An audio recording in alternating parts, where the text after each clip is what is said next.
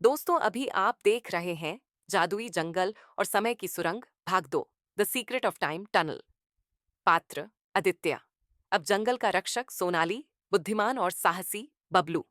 बोलने वाला खरगोश नया पात्र, टिकटक नाम का एक घड़ी वाला उल्लू जो समय की रखवाली करता है। समय का संकेत एक दिन।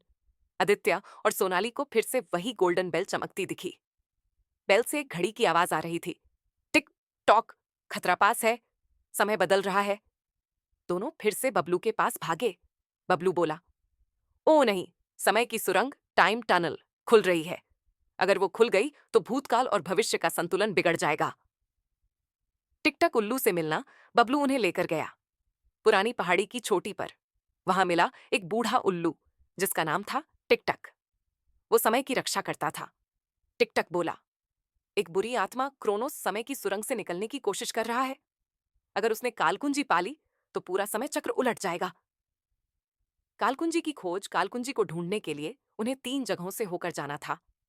रहस्यमयी बालू का समंदर, जहां समय धीमा चलता है।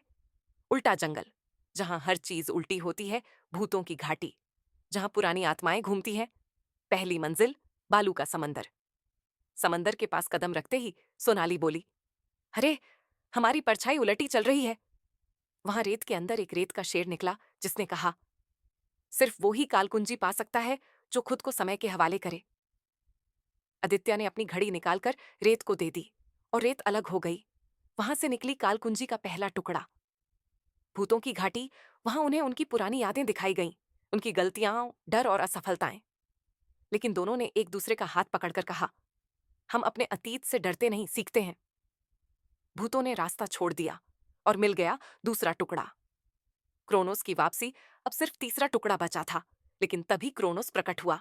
उसका शरीर काले धुएं से बना था और उसकी आंखें जलती हुई घड़ियों जैसी थीं। क्रोनोस गरजा, अगर तुमने तीसरा टुकड़ा लिया तो मैं तुम्हें समय के बीच फंसा दूंगा। हिम्मत बनाम समय सोनाली ने चालाकी से अपनी आईना निकाली, जिससे क्रोनोस का चेहरा उसमें दिखाई दिया।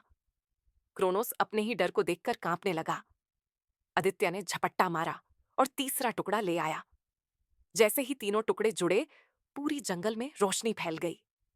कालकुंजी ने सुरंग को बंद कर दिया और क्रोनोस समय में वापस कैद हो गए।